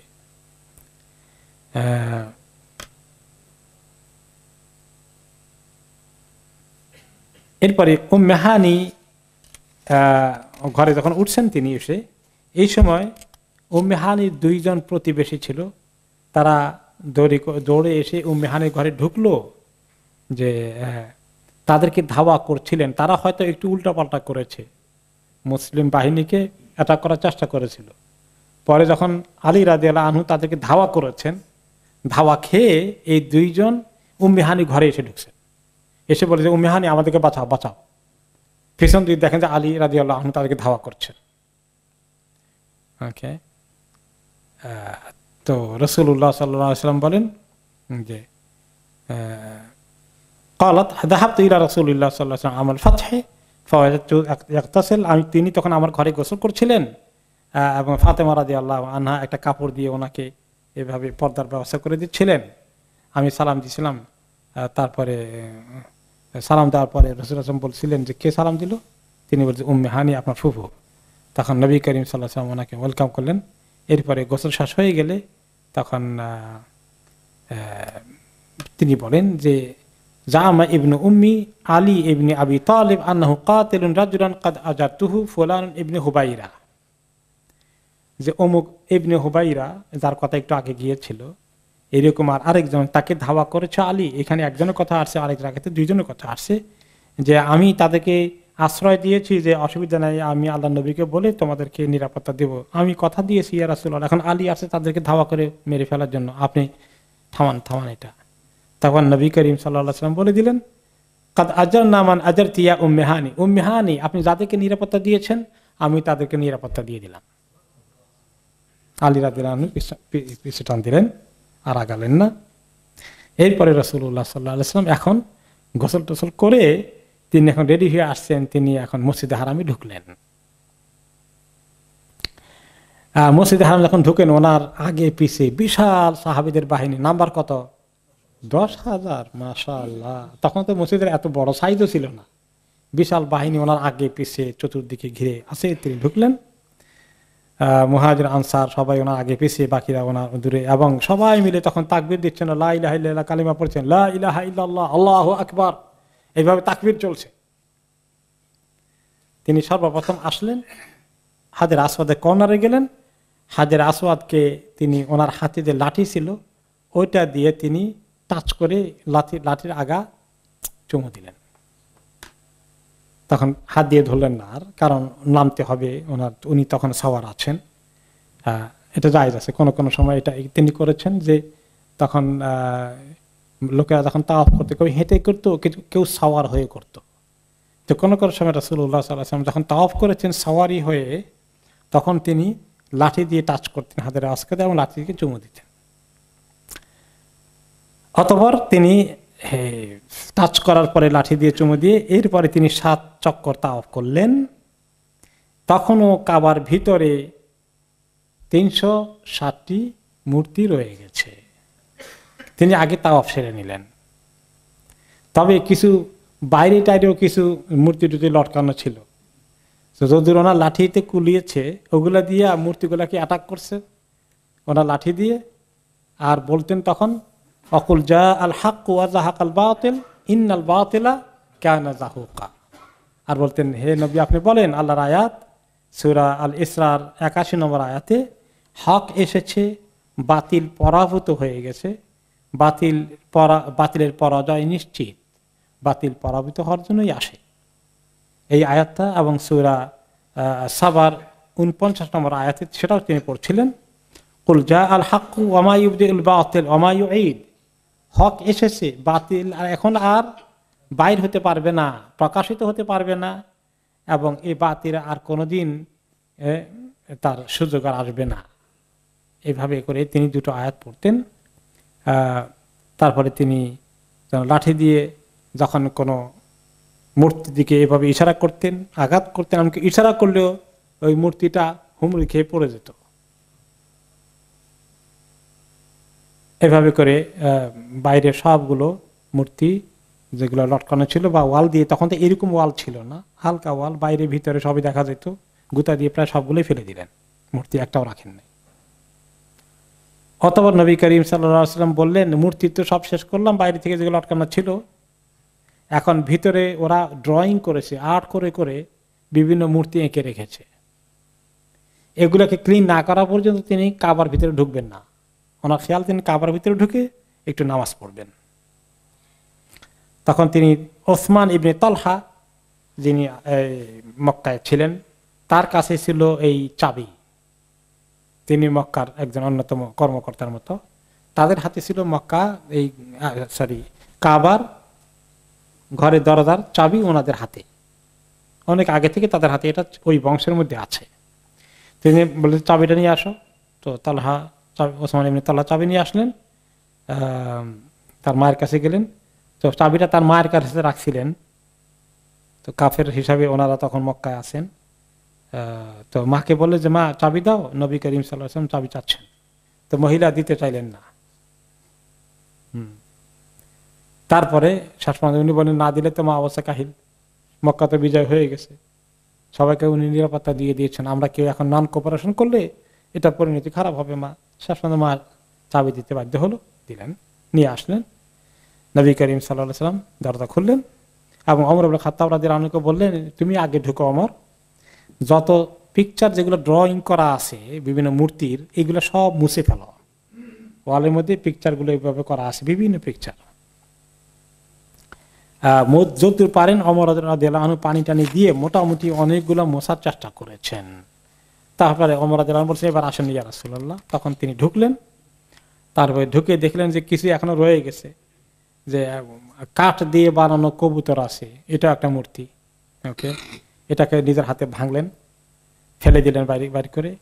এরপরে দেখলেন বেশ কিছু পিকচার ওয়ালে এখনো একটু একটু যেগুলো মুছা হয়েছে তাও কিছু রয়ে গেছে, কিছু নমুনা, কিছু ড্রয়িং এর আসার রয়ে গেছে। আপনি দেখতে পেলেন সেখানে যে ইব্রাহিম আলাইহিস সালামের ছবি ড্রয়িং করা আছে, ইসমাইল আলাইহিস সালামের ছবি ড্র করা আছে, মারিয়াম আলাইহিস সালামের ছবি আছে, এবং ইসমাইল এবং ইব্রাহিম হাতে, ওনাদের হাতে তাদের ছবি ড্রয়িং এর সাথে ভাগ্য পরীক্ষার মতো যে একটা ব্যবস্থা তাদের ছিল, ওইটা ওনাদের হাতের মধ্যে আছে। কারণ তারা ভাগ্য পরীক্ষা কিভাবে করতো, কোনো কাজ করবে কি না করবে, সিদ্ধান্ত নেওয়া ঠিক হবে কি হবে না, এটার জন্য আমরা কি করি, ইস্তেখারা করি, যে এই কাজটা করবো কিনা, এই ব্যবসাটা খুলবো কিনা, ছেলে মেয়েকে এখানে বিয়ে দেবো কিনা। তো তারা কি করতো, তাদের একটা ওই কাঠের দিয়ে বানানো একরকম আছে, যে ওটা দিয়ে যখন ওই কিছুটা জুয়ার ইয়ের মতো কাগজের মধ্যে লিখে দেয়, ওখানে ছাড়লে যেটা লেখা আসে, একটা হলো এফ আল, ডু ইট, লা তাফআল, ডোন্ট ডু ইট, করো না, এরকম একটা বাইরে আসে। করো আসলে তারা করে, আর করো না এরকম আসলে করে না। আর যেটা মাঝখানে থাকে, এই মাঝখানের একটা থাকে, ওইটা যখন আসে তখন তারা বলে যে হবে না, আবার দাও, আবার দাও, আবার দাও, যতবার লাগে দিবে। দেওয়ার পরে ইয়েস অর নো আসলে তখন তারা সিদ্ধান্ত নেয়। তো এইগুলা ঘুরানোর জন্য যে দরকার, এগুলা ইব্রাহিম আলাইহিস সালাম ইসমাইল আলাইহিস সালামের হাতের মধ্যে এগুলো দিয়ে ধরে রাখছে, যে তারা এগুলো ঘুরাচ্ছেন মনে হয় যেন, এইরকম করে ড্রয়িং করে রেখেছে বা এরকম করে তারা বানিয়েছে। তো সেটা দেখে নবী করিম সাল্লাল্লাহু আলাইহি ওয়াসাল্লাম বললেন, কাতালাহুমুল্লাহ, আল্লাহ তাআলা তাদেরকে ধ্বংস করুক। ওয়াল্লাহি মাস্তাকসামা বিল আজলামি কত, কোনদিন তারা এইরকম আজলাম অর্থাৎ ভাগ্য নির্ধারণ করার জন্য এরকম কোন প্রক্রিয়া তারা কখনো অবলম্বন করেননি। আর তাদেরকে ছবি দিয়ে তাদের হাতের মাধ্যমে এগুলা লাগিয়ে দিয়ে তারা বুঝাইতে চায় যে এই জিনিসটা ইব্রাহিম ইসমাইল আলাইহিস সালাম থেকে পাওয়া গেছে, আমরা সেই সুন্নতকে ফলো করছি। অন্যায়ভাবে তারা এটা দাবি করেছিল। তারপরে নবী করিম সাল্লাল্লাহু আলাইহি ওয়াসাল্লাম এরপরে ছবির যতটুকুন এখনো চিহ্ন আছে এগুলোকে পুরোটাকে আবার ঘষে মেজে আরো ক্লিন করার জন্য তিনি অর্ডার দিলেন। তারপর নিজে তিনি পানি দিয়ে পানি ঢেলে দিচ্ছেন এবং বুঝতে বলছেন আর বলছেন, কাতালাল্লাহু কওমান ইসাওয়িরুনা মা লা ইয়াখলুকুন, আল্লাহ ওই সমস্ত কওমকে ধ্বংস করে দেন, তাদেরকে হালাক করে দেন যারা এমন কিছু সৃষ্টি করে ড্রয়িং করে যা তারা আসলে সৃষ্টি করতে পারে না। মানুষ যখন ড্র করে কত রকমের ড্রয়িং করে, তাই না? মানুষের, জানোয়ারের বিভিন্ন রকমের রূহ আলাগুলো, এগুলো তারা তো ওইগুলোকে অরিজিনালিটি তৈরি করতে পারে না। এই জন্য এটাকে ইসলাম সাংঘাতিকভাবে নিষেধ করেছে। কিয়ামতের দিন তাদের শাস্তি কি হবে? যারা এরকম ড্রয়িং করেছে তাদেরকে বলা হবে যে তুমি যেগুলোকে ড্র করেছিলে ওগুলাকে এখন প্রাণ দাও, এগুলোকে এখন জীবন দাও। আর জীবন দিতে পারবে না তখন তাদেরকে শাস্তি অনেক গুণ বাড়িয়ে দেওয়া হবে। তো নবী করিম সাল্লাল্লাহু আলাইহি ওয়াসাল্লাম এটাকে ক্লিন করার পরে এরপরে তিনি ঢুকলেন। ঢোকার পরে তিনি কাবা শরীফের গেট বন্ধ করে দিলেন। ওনার সাথে মাত্র হাতে গোনা দু একজন ছিল, যেটা পরে আসতেছে। কারণ কি, যে ওনার সঙ্গে ঢুকার জন্য যদি 10,000 সাহাবীদের মধ্যে ধাক্কাধাক্কি লাগে, কে চাইবে না যে রাসূলুল্লাহ সাল্লাল্লাহু আলাইহি ওয়াসাল্লামের সঙ্গে একটু আমি ঢুকে পড়ি? এই সুযোগ মিস করবে কে? সাহাবীদেরও তো আবেগ ইমোশন থাকতে পারে। সেই জন্য তিনি চিন্তা করলেন যে না, এটা ধাক্কাধাক্কি হুড়াহুড়ি বা কাকে তিনি চান্স দিবেন কাকে দিবেন না, তাহলে সাহাবীদের কিছু কষ্ট হয়ে যেতে পারে। সেই জন্য বললেন দরজা বন্ধ করে দাও। তো যেই দরজা বন্ধ করে দিয়েছে আর কেউ ইয়ে করে নাই, ঢোকার জন্য পিড়াপিড়ি করেননি। শুধু ওনার সঙ্গে তিনি সাথে নিয়েছিলেন উসামা ইবনে যায়েদকে, বেলাল ইবনে রেবাহ, বেলাল রাদিয়াল্লাহু আনহু ওনার মুয়াজ্জিনকে, আর ওসমান ইবনে তালহা যিনি ওই চাবি নিয়ে এসছেন, এতে ওনাদেরকে তিনি ওখানে ঢুকালেন। আর কোন কোন রেওয়ায়েতে আসছে যে ফাদল ইবনে আব্বাস, ওনার চাচাতো ভাই আব্দুল্লাহ ইবনে আব্বাসের আরেক ভাই, তিনি ছিলেন কি ছিলেন না এটা নিয়ে রেওয়ায়েত দুই রকম আসছে। 3 জন অথবা 4 জন শুধুমাত্র ওনার সাথে ছিলেন। তো পরবর্তী পর্যায়ে উনি ঢুকে একটা কাবা শরীফে তখন পর্যন্ত 5টা পিলার ছিল মাঝখানে, তাদের যে স্ট্রাকচার ছিল। তো একটা পিলার ছিল ওনার ডান সাইডে, একটা পিলার ছিল বাম সাইডে, 2টা পিলার ছিল ডান সাইডে, একটা পিলার ছিল বাম সাইডে, আর 3টা পিলার ছিল ওনার পেছনে। আর সামনে ছিল কাবার এক সাইডের ওয়াল। তিনি সেই ওয়ালের দিকে লক্ষ্য করে, এক সাইডে 3টা পিলার আছে, আর এক সাইডে একটা পিলার আছে, আর পিছনে 3টা পিলার আছে, 2, 1, 3, এই মোট 5টা পিলার ছিল। তিনি এক ওয়াল কেন্দ্রিক দিকে লক্ষ্য করে নামাজ পড়লেন।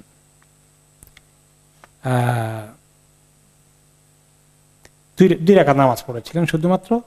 এবং তারপরে তিনি যখন বের হয়ে আসলেন আবার গেট খুলে, তখন আব্দুল্লাহ ইবনে ওমর রাদিয়াল্লাহু আনহুমা তিনি ওনার পরে সর্বপ্রথম ঢুকলেন। উনি বাইর হওয়ার পরে ঢুকে দেখলেন যে বেলাল এখনো আছে, দরজার মধ্যে দাঁড়িয়ে আছেন। তিনি জিজ্ঞেস করলেন বেলালকে, বলো তো কোন জায়গায় রাসূলুল্লাহ সাল্লাল্লাহু আলাইহি ওয়াসাল্লাম 2 রাকাত নামাজ পড়ছিলেন, সে জায়গাটা আমাকে দেখাই দাও। তো তিনি ওনাকে দেখাই দিলেন। দেখাই দেওয়ার পরে তিনি সেখানে 2 রাকাত নামাজ পড়লেন। নামাজ পড়ে আসলে বাইরে হয়ে গেছে। হারে জিজ্ঞাসা করলাম না কোন জায়গায়, এটা জিজ্ঞাসা করছি, কয় রাকাত পড়ছেন তা তো জিজ্ঞাসা করি নাই। আফসোস করলেন। ওনার ইচ্ছা ছিল যে উনি যে জায়গায় পড়েছেন আর যে কয় রাকাত পড়েছেন তাই পড়বেন। আসলে পরে প্রমাণ হয়েছে যে উনি 2 রাকাতই পড়ছিলেন, ইনি 2 রাকাত পড়ে চলে আসছেন। তো এখানে আমরা দেখি যে রাসূলুল্লাহ সাল্লাল্লাহু আলাইহি ওয়াসাল্লাম ওই সময় তো এমন একটা মুহূর্তে তো আবু বকর, ওমর এরকম দুইজনকে নিয়ে যাওয়ার কথা ছিল, তিনি এটা করতে চান নাই। কারণ তিনি একমাত্র বেলাল রাদিয়াল্লাহু আনহু ওনার খাদেমের মতো ছিলেন। উসামা ইবনে যায়েদ ওনার উটের পিঠে, মানে ওনার বলে নাতির মতো অবস্থা ওনার, এত একান্ত প্রিয়। তো এইভাবে, আর ফজল ইবনে আব্বাস ওনার চাচাতো ভাই সঙ্গে সঙ্গে থাকলে যদি গিয়ে থাকেন, এছাড়া তিনি কাউকে নেন নাই। কারণ অনেক লিডার আসছে, আবু বকর ওমর যেমন আছেন, আনসারীদের লিডারও আছেন, তিনি কাউকে এখানে সুযোগ দিবেন, বাকিরা যদি কষ্ট পায়, এই জন্য তিনি কাউকে নেন নাই সেখানে।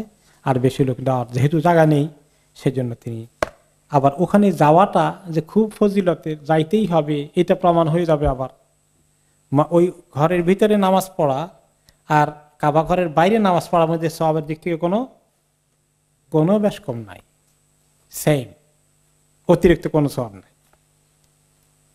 কারণ ওই ঘরকে আল্লাহ তাআলা বানিয়েছেন কিবলা হিসাবে, ওইটার ভিতরে নামাজ পড়াটা মেইন মাকসুদ না। আবার যদি নামাজের জায়গা না থাকে তাহলে তো মসজিদে হলো না। এই জন্য এটা মসজিদের শেকলে ছোটখাটো হলেও বানানো হয়েছে, কিন্তু সেটা আসলে হচ্ছে কিবলা। কিবলার দিকে নামাজ পড়লে বাইরে ভিতরে একই কথা। আর ভিতরে যখন নামাজ পড়েছেন কোন দিকে তাকিয়ে পড়েছেন, সেখানে কিবলা কোন দিকে? সেখানে আর কোনো কিবলা নাই। কোনোদিন যদি আপনি ঢুকতে পারেন, আপনার কিসমতে জুটে যায়, তাহলে কোন দিকে ফিরে নামাজ পড়বেন? যেদিকে চান্স পান, যেদিকেই চান্স পান সেদিকে কিবলা। আর কিবলার বাইরে যখন হলো তখন সবাই টার্গেট থাকবে কিবলামুখী হওয়া। ওকে, এই জন্য ওই ভিতরে কোনো কিবলার ফিক্স করার কিছু প্রশ্ন আসে না। এরপরে নবী করিম সাল্লাল্লাহু আলাইহি ওয়াসাল্লাম একটি নামাজ পড়ে এসে বাইর হয়ে আসলেন। এসে তিনি কাবা শরীফের গেটের উপরে দাঁড়ালেন। তখন তো আর কোনো স্টেজ ছিল না, এটি একটু উঁচু ছিল ভিটাটা। দাঁড়িয়ে তিনি এখন একটা ভাষণ দেবেন। মক্কাবাসীরা সবাই জমায়েত হয়ে গেছে, মুসলিম অমুসলিম সবাই। অমুসলিমরা এসেছে কারণ যে ব্যক্তি মক্কার ভিতরে ঢুকবে সে কাবার ভিতরে ঢুকলে বা মসজিদে হারামে ঢুকলে নিরাপত্তা পাবে, তারা সবাই আছে। এবং এই ভাষণটি অত্যন্ত গুরুত্বপূর্ণ। এই ভাষণে তিনি তাদের ব্যাপারে কি চিন্তা ভাবনা ওনার, এগুলো কিছু বলবেন, কিভাবে তাদেরকে ডিল করবেন, এত দুশ্মনী যারা করেছে। তো সবাই দাঁড়িয়ে আছে ওনার চতুর্পাশে, তিনি দাঁড়ালেন এই গেটের উপরে। এরপরে সবাই তাকিয়ে আছে, বিশেষ করে অমুসলিমরা, মক্কার কুরাইশগণ, কাফেরগণ, যে আজকে কি বলে মুহাম্মদ, সবাই আগ্রহ করে। আর রাসূলুল্লাহ সাল্লাল্লাহু আলাইহি ওয়াসাল্লাম সাহাবীগণ তো আগ্রহ করে শুনছেন। তিনি সর্বপ্রথম আল্লাহর শুকর আদায় করলেন। আল্লাহু আকবার, আল্লাহু আকবার, লা ইলাহা ইল্লাল্লাহু ওয়াহদাহু আনজাযা ওয়া'দাহু ওয়া নাসারা আবদাহু ওয়া সাদাকা ওয়া'দাহু ওয়া হাযামাল আহজাবা ওয়াহদাহ। এই আল্লাহর প্রশংসা করলেন শুরুতেই, যে আল্লাহ সবচেয়ে বড় এবং তিনি ছাড়া কোনো মাবুদ নেই, তিনি একমাত্র মাবুদ, তার কোনো শরীক নেই। তিনি তার ওয়াদাকে সত্য প্রমাণিত করেছেন। কি ওয়াদা ছিল? ইন্না ফাতাহনা লাকা ফাতহাম মুবিনা, আমি আপনাকে বিশাল বিজয় দান করব, সুস্পষ্ট বিজয় দেব। সেই ওয়াদাকে আল্লাহ আজকে পূরণ করে দিয়েছেন। ওয়া নাসারা আবদা, তার বান্দাকে আল্লাহ সাহায্য করেছেন, মক্কা বিজয় করে দিয়েছেন। ওয়া হাযামাল আহজাবা ওয়াহদা, সমস্ত বাহিনী, মক্কার অ্যালায়েন্সকে, মিত্র বাহিনীকে, সবাইকে আল্লাহ তাআলা একলাই পরাজিত করে দিয়েছেন। তাহলে ক্রেডিট কার? আল্লাহ। নিজের কোনো ক্রেডিট দাবি করলেন না, যে আল্লাহ একলাই তাদেরকে পরাভূত করে দিয়েছেন, পরাজিত করে দিয়েছেন। তাহলে একজন মুমিন বিজয় লাভ করলেও বিজয়ের কৃতিত্ব কাকে দেবেন? আল্লাহ তাআলা। আল্লাহ যদি সাহায্য না করতেন বিজয় আমাদের হতো না। তারপরে তিনি আরো কয়েকটি ঘোষণা দিলেন এই বক্তৃতার মধ্যে, সংক্ষিপ্ত আকারে যতটুকু আসছে। আলা ইন্না কুল্লা মা'সারাতিন কানাত ফিল জাহিলিয়াতি তুযকারু ওয়া তুদআ মিন দাম আও মালিন তাহতা কাদামি। আজকে থেকে জাহিলি জামানায় খুন খারাপি, কে কার কাকে হত্যা করেছিল, কার এগুলো বাকি রয়ে গেছে, শোধ করতে হবে, কেসাস করতে হবে, বদলা নিতে হবে, হ্যাঁ, এই সমস্ত এগুলো আর সব আজকে থেকে বাতিল হয়ে গেল। কেউ কাউকে আক্রমণ করবে না সুযোগ পেলে, যে তুমি আমার বাবাকে হত্যা করেছিলে, তোমাকে আজকে আমি শেষ করে দিব, আমি হত্যার বদলা কেসাস নিব। এটা আরব দেশে জায়েজ ছিল তাদের শরীয়তের মধ্যে। অমুক কবিরা লোকেরা আমাদের একজন হত্যা করেছিল, আমরা সুযোগ পেয়ে তোমাদের একজনকে হত্যা করে দিলে শোধ হয়ে গেল, এরকম তাদের প্র্যাকটিস ছিল। তিনি বললেন আজকে থেকে কেউ কাউর কাছে আর আগের রক্তের বদলা নিতে কাউকে অ্যাটাক করতে পারবে না। ইল্লা মা কানা মিন সিকায়াতিল হাজ ওয়া সিদানাতিল বাইত, তবে যারা হাজিদেরকে পানি খাওয়াতো, ঘরের যারা দায় দায়িত্ব পালন করেছিল তাদের সবগুলোকে আমি ঠিক রেখে দেবো, এগুলোর মধ্যে আমি কোনো চেঞ্জ করব না, আগে থেকে যেভাবে ছিল ওইভাবেই থাকবে, যারা যারা দায়িত্ব পালন করতো তারা তারা করবে। কারণ এখন তো সবাই ইয়াদখুলুনা ফি দীনিল্লাহ আফওয়াজা, সবাই ইসলাম কবুল করে ফেলেছে বা বাকিরা কবুল করে ফেলবে, আর উনি তাদের হাত থেকে দায়িত্ব কেড়ে নেবেন না, তাদেরকে তাদের দায়িত্ব পালন করতে দেবেন। আল্লাহ ইন্না কাতিল আল খাতাই শিবহাল আমাদ মা কানা বিসাওতি ওয়াল আসা, তারপরে বলে যে কোনো সময় যদি কেউ বাই মিস্টেক কাউকে হত্যা করে ফেলে, তাহলে এটার এই হত্যার বদলে দিয়ত ক্ষতিপূরণ দেওয়া লাগবে, যেভাবে ইচ্ছা করে হত্যা করলেও ক্ষতিপূরণের ব্যবস্থা আছে ওই রকমই ক্ষতিপূরণ দিতে হবে। আর ক্ষতিপূরণ হচ্ছে 100 উট, এটা কোনো সময় যদি কারো দ্বারা কোনো বাই অ্যাক্সিডেন্টে কাকে মেরে ফেলে 100 উটের ক্ষতিপূরণ দেবে, সেটা হলো দিয়ত। এরপরে তিনি বললেন ইয়া আইয়ুহান নাস, ভাষণ কন্টিনিউ করছে, হে জনতা, ইন্নাল্লাহা কাদ আযহাবা আনকুম উবাইয়াতাল জাহিলিয়া, আল্লাহ তাআলা তোমাদের কাছ থেকে জাহিলিয়াতে যে অহংকার করতে, গর্ব অহংকার করে চলতে, অনেকে বিভিন্ন রকমের অহংকারের এক ধরনের তোমাদের মধ্যে প্রতিযোগিতা ছিল, সেটা থেকে আজকে থেকে কারো অহংকার করার কোনো সুযোগ নেই, কোনো গর্ব অহংকার আর কেউ করতে পারবে না। ও তা আদম হাবি আবাহা, কিসের অহংকার করে মানুষ? পিতা তার পার বাপ দাদা কি ছিল, বংশের বড়াই করে, বংশের বড়াই আজকে থেকে আর চলবে না। বংশের ভিত্তিতে কারো শান ঠিক হবে না। মানুষের শান ঠিক হবে দুই কারণে, আর নাস রাজুলানে, লোকেরা দুই কিসম, দুই প্রকৃতির, বাররুন তাকিয়ুন কারীমুন আল্লাহ আযজা ওয়া জাল, একদল হচ্ছে আল্লাহর কাছে নেককার, সম্মানিত, তাকওয়া মুত্তাকি, এরা আল্লাহ তাআলার কাছে উত্তম। ইন্না আকরামাকুম ইনদাল্লাহি আতকাকুম, কোরআনের আয়াতে এসেছে, তোমাদের মধ্যে একমাত্র সম্মানিত হচ্ছেন আল্লাহর কাছে যারা তাকওয়া সম্পন্ন। আর দ্বিতীয় গ্রুপ হচ্ছে ফাজিরুন শাকিয়ুন হাইয়িনুন আল্লাহ আযজা ওয়া জাল, আর দ্বিতীয় গ্রুপ হচ্ছে যারা দুর্ভাগা, যারা দুষ্কৃতিকারী, যারা গুনাহগার, যারা অন্যায় অপকর্মে লিপ্ত থাকে। মানুষ হয় নেককার হবে অথবা বদকার হবে, এই দুই কিসেম, এর ভিত্তিতে ফয়সালা। আর অমুক বংশ তমুক বংশ, এই ভিত্তিতে দিনদারির ভিতরে ফয়সালা হবে মানুষের, তাই না? বংশের ভিত্তিতে হবে নাকি? এখনো আজকাল আমাদের অনেকের মাথায় বংশের বড়াই যথেষ্ট আছে, আছে কিনা? বাবা, এটা ছাড়া যায় না। কি নিয়ামত! বংশ দিয়ে, সার্টিফিকেট দিয়ে জান্নাতে দেওয়া যাবে? সুবহানাল্লাহ। তাহলে এটার দাম কি? তিনি আরো বললেন কি, যে বংশের বড়াই কেন করে, কিসের বংশ এটা? ওয়ান্নাসু কুল্লুহুম বনি আদম, সমস্ত মানুষ তো বনু আদম, এক বংশের থেকে আসছে। সেই বংশের প্রধান ব্যক্তিকে আদম আলাইহিস সালাম। তো আমরা সবাই আদমের বংশের লোক না? আর কোনো বংশ আছে নাকি? তা আসলে তো এটা অখুলিকা আদম মিন তুরাব, আর আদমের সৃষ্টি হয়েছে কি থেকে? মাটি দিয়ে। আল্লাহ তাআলা বলেছেন, তার মধ্যে একটা আয়াত তেলাওয়াত করে শোনালেন, যে সেই আয়াতটা হচ্ছে ইয়া আইয়ুহান নাস ইন্না খালাকনাকুম মিন যাকারিন ওয়া উনসা ওয়া জাআলনাকুম শুউবান ওয়া ক্বাবাইলা লিতাআরাফু। হে জনতা, হে লোকজন, আল্লাহ বলছেন, হে মানুষ, আমি তোমাদেরকে সৃষ্টি করেছি নারী এবং পুরুষ হিসাবে, আর তোমাদেরকে বিভিন্ন পরিচয়ের জন্যে, একটু খামাখা একটু বংশের অমুকের ছেলে, অমুকের নাতি, এইরকম একটু কিছু বংশের যতটুকু পরিচয় আছে, এর ভিত্তিতে তোমাদের বিভিন্ন কমিউনিটি, বিভিন্ন সম্প্রদায়, বিভিন্ন কবিলা, এগুলা কিছু আছে, কাবাইল, এগুলো শুধু এক কাজের জন্য, সেটা কি? পরিচয়ের জন্য। তোমার বাবাকে, দাদাকে, আচ্ছা কোন গোষ্ঠী থেকে আসছিল, গোষ্ঠীর পরিচয় একটু। কিন্তু বংশের কারণে উঠানামা হবে, অনেক কিছু তোমাদের মর্যাদার শান বাড়বে কমবে, এটা না। পরিচয়ের জন্য, গোষ্ঠীর একটু পরিচয় থাকলে চিনতে সুবিধা হবে। ইন্না আক্রামাকুম ইনদাল্লাহি আতকাকুম ইন্নাল্লাহা আলিমুন খাবীর। আর তোমাদের মধ্যে সবচেয়ে সম্মানিত হচ্ছে ওই লোকটি যে সবচেয়ে বেশি তাকওয়া সম্পন্ন। যার যত বেশি তাকওয়া আল্লাহর কাছে, সে তত বেশি সম্মানিত।